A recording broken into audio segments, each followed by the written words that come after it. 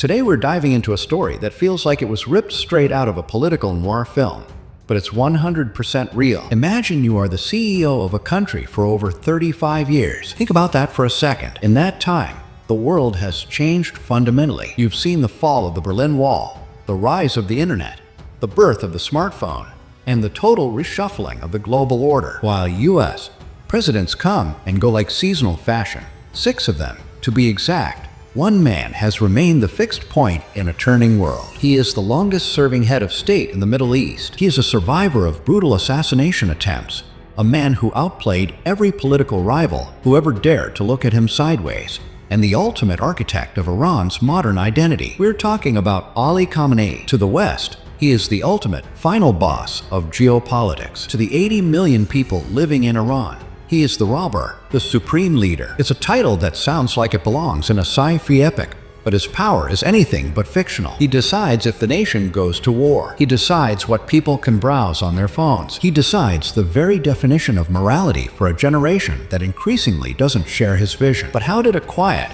bookish kid from a tiny religious school in Mashhad become the most powerful man in the history of modern Iran? Today, we're peeling back the curtain. This is a story of power, secret police, proxy wars, and a man who refuses to blink, even when the entire world is screaming at him to move. To understand the man, you have to go back to 1939. The world was on the brink of World War II, but in the holy city of Mashhad, Iran, the world felt much smaller. Ali was born into a family that defined the word humble. His father, Syed Javad Khamenei, was a super serious, ascetic religious scholar. We're talking about a level of poverty that's hard to imagine today. The family lived in a house so small it only had one room. Ali later recalled that on many nights, his mother would cook a simple meal of bread and raisins, and that was the feast. But while they lacked money, they had books. Ali grew up surrounded by the smell of old paper and the sound of constant prayer. By the time he was a teenager, he wasn't interested in the mundane life of the bazaar. He was diving deep into Islamic philosophy. He traveled to the world-class seminaries of Najaf in Iraq and Qom in Iran. This is where the transformation begins. In the 1950s and 60s,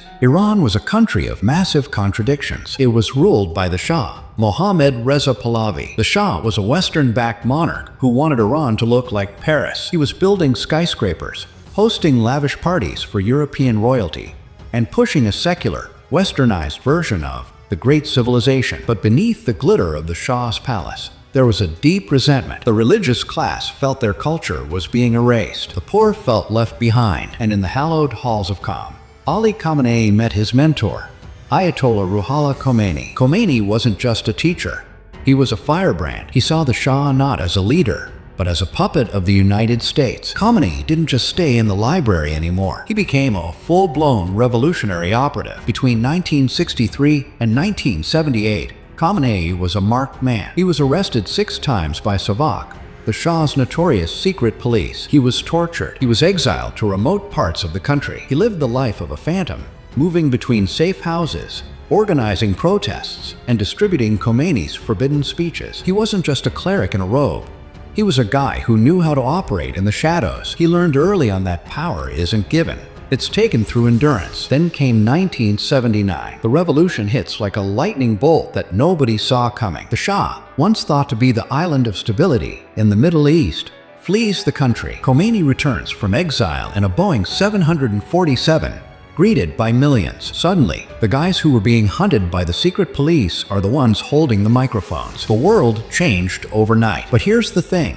In 1979, Khamenei wasn't the main character yet. He was a loyal lieutenant. He was a soldier for the cause, serving in the Revolutionary Council and helping to build the new Islamic Republic from the ground up. But then, a moment occurred that would literally change his physical self and his political trajectory forever. It's June 27, 1981. The new government is in chaos. Internal factions are fighting for control. Khamenei is giving a lecture at the Abu Zar Mosque in Tehran. A man walks up and places a tape recorder on the desk in front of him. It looked like a normal piece of tech for the time, meant to record the sermon. Sound effect, distant explosion, ringing ears.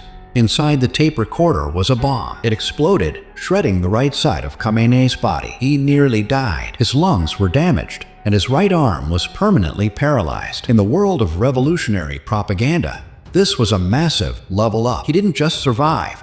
He became a living martyr. To this day, if you watch footage of him, you'll notice he almost always keeps his right hand tucked away, or it remains perfectly still. It became a symbol, a physical sign that he had literally bled for the Islamic Republic. It gave him a moral authority that his rivals couldn't touch. Not long after the bombing, Khamenei was elected president. But back then, the presidency in Iran was different. It was like being the COO while Khomeini was the CEO, and the company was at war. The Iran-Iraq War broke out in 1980 and lasted 8 years. It was one of the bloodiest, most brutal conflicts of the 20th century. Trench warfare, chemical weapons, and human wave attacks where young boys were sent across minefields. This is where Khamenei built his ride-or-die relationship with the Islamic Revolutionary Guard Corps, or the IRGC. While the regular army was mistrusted for its ties to the old Shah, the IRGC were the true believers. Khamenei was their man in the government. He spent time on the front lines. He wore a military jacket over his clerical robes. He learned a fundamental lesson during those 8 years of slaughter. The world is a hostile place. You cannot trust international law, and you cannot trust the West. If you want to survive, you need 2 things: ideological purity and a massive, loyal military that answers only to you. Fast forward to 1989. The Grand Architect, Ayatollah Khomeini, dies. The country is in a total state of panic. Millions of people are mourning in the streets. The central question was, who could possibly take his place? Khomeini was a giant. He was a Grand Ayatollah, the highest religious rank. Khamenei, he wasn't even close to that rank. He was a mid-level cleric. There's this incredible, grainy video from the secret meeting of the Assembly of Experts, the group that chooses the leader. You can see Khamenei standing up, looking genuinely stressed. He basically tells the room, "Guys, I'm not religiously qualified for this. If you make me the leader, our religious credibility will go down the drain." Was he being humble, or was it the ultimate humble brag power move? Regardless, his close ally, Akbar Hashemi Rafsanjani, pushed for him. They literally had to change the country's constitution to make it legal for a mid-level cleric to take the job. He was supposed to be a temporary fix, a compromise candidate who the different factions could agree on while they figured out a permanent solution. That temporary fix has now lasted 36 years. Once he became supreme leader, Khamenei realized he didn't have the natural, mystical charisma of Khomeini. He couldn't just command the masses with a look. So he got tactical. He didn't try to be a god. He tried to be a chess master. This is where the story gets really interesting. To solidify his power, Khamenei built what experts call a parallel state. Imagine if for every government agency, the army, the Ministry of Finance, the intelligence service, there was a secret version that reported only to you. First, he took control of the banyads. These are massive charitable foundations that were seized from the Shah's family after the revolution. Under Khamenei, they became multi-billion-dollar conglomerates. They own hotels, oil fields, soda factories, and shipping lines. They don't pay taxes, and nobody is allowed to audit them. This is Khamenei's war chest. If you want to be a billionaire in Iran, you eventually have to play ball with the leader's business network. Second, he doubled down on the IRGC. He turned them from a regular military unit into a global empire. Today, the IRGC doesn't just guard the borders. They build bridges, they run the ports, they manage the telecommunications network, and most importantly, they run Iran's foreign policy in the shadows. This led to Khamenei's masterstroke, the axis of resistance. Khamenei realized that Iran couldn't win a conventional war against the United States or Israel, so he changed the game. He started supporting proxies. Instead of Iran fighting big, messy wars on its own soil, it supports groups like Hezbollah in Lebanon, the Houthis in Yemen, and various militias in Iraq and Syria. Think of it like a franchise model of warfare. It allows Iran to project power across the entire map, creating a Shiite crescent from Tehran to the Mediterranean, without ever having to put an Iranian uniform on a front line. This keeps the conflict far away from his own borders, while making him the most influential player in the region. But let's talk about the man's philosophy. Khamenei is often portrayed as a mad mullah in Western media, but that's a massive misunderstanding. He is the definition of a pragmatic hardliner. He isn't out there making wild, impulsive moves. He is a slow, methodical strategist. He views the world through the lens of a cultural onslaught. He believes the West isn't just trying to change Iran's government. He thinks they are trying to destroy the very soul of Islamic civilization through Hollywood, the internet, and Western consumerism. He's been the loudest voice calling for the destruction of Israel for decades, viewing it as a colonial outpost in the heart of the Middle East. But he also knows when to pivot. Look at the nuclear deal. He supported the nuclear program as a point of national pride, a red line that Iran would never cross. But he also issued a fatwa or religious decree saying nuclear weapons are against Islam. It's a keep them guessing strategy. He allowed his diplomats to negotiate the 2015 nuclear deal when the sanctions were hurting the economy, but he never fully trusted it. When the US pulled out under Trump, Khamenei basically said, "I told you so." It's this cynical, trust no one approach that has allowed him to outlast every US president since Reagan. However, while he's been winning the geopolitical chess match, the world inside Iran is changing, and it's changing fast. This is the biggest challenge of his career. More than half of Iran's population is Gen Z or millennials. They don't remember the 1979 revolution. They don't remember the Iran-Iraq war. They didn't grow up with the same religious fervor as their parents. These kids are on TikTok. They're using VPNs to bypass state firewalls. They see how people live in Dubai, Seoul, or New York, and they are frustrated. They see a ruling class that is aging, out of touch, and incredibly wealthy, while they struggle with inflation and a lack of freedom. Khamenei has seen wave after wave of protests. In 2009, it was the Green Movement.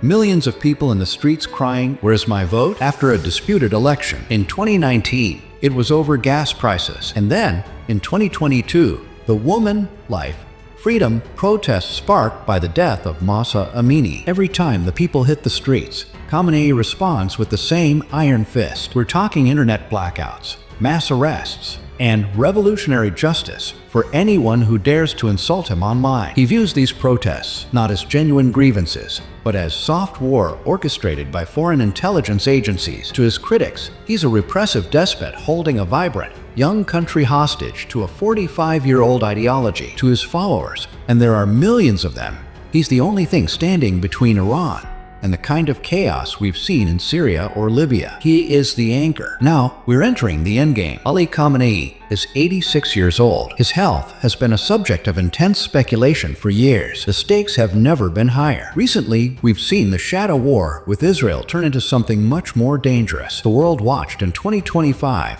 as tensions exploded into a 12-day armed struggle that felt like the entire Middle East was on the brink of a total conflagration. Missile barrages, drone strikes, and cyber attacks. Through it all, Khamenei stayed behind the walls of his compound. He doesn't give many interviews. He doesn't travel abroad. He communicates through carefully staged speeches and social media accounts in multiple languages. He makes the final calls on every missile launch and every diplomatic back channel. The big question everyone is whispering, not just in Washington, but in the tea houses of Tehran, is what happens next? There are rumors that he is prepping his son, Mojtaba Khamenei, to take over. Mojtaba is a powerful figure behind the scenes with deep ties to the IRGC, but the idea of hereditary rule in a republic that was founded on overthrowing a king is a tough sell. If it's not Mojtaba, who will it be? Will the IRGC simply take over and turn Iran into a full-on military dictatorship?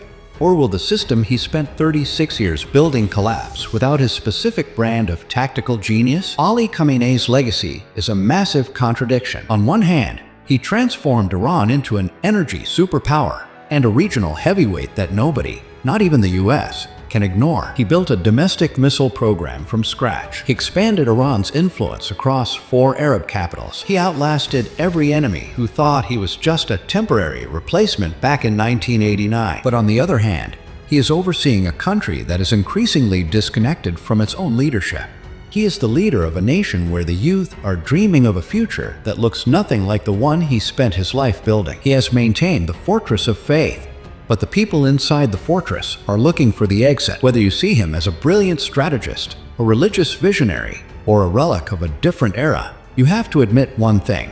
Ali Khamenei is the ultimate survivor. He played the Game of Thrones, and he's been sitting on the seat longer than anyone else on the board. The world of geopolitics is basically a high-stakes poker game. For 36 years, Khamenei has been the one hiding an ace up his sleeve, waiting for everyone else to fold. If you think this deep dive helped you connect the dots on why the Middle East looks the way it does today, do me a quick favor. Don't just hit the like button. Destroy it. It tells the algorithm that people actually want to see high-quality, deep dive stories like this instead of just mindless 10-second clips. And if you want to be the smartest person in the room when global politics comes up in conversation, you're going to want to be subscribed. We've got some insane stories coming up about the real players behind the scenes, the ones you won't find in your standard news feed. How do you think Iran will change after Khamenei? Is the system built to last? Or is it a house of cards? Drop a comment below. I want to hear your theories. Thanks for hanging out, and I'll catch you in the next one.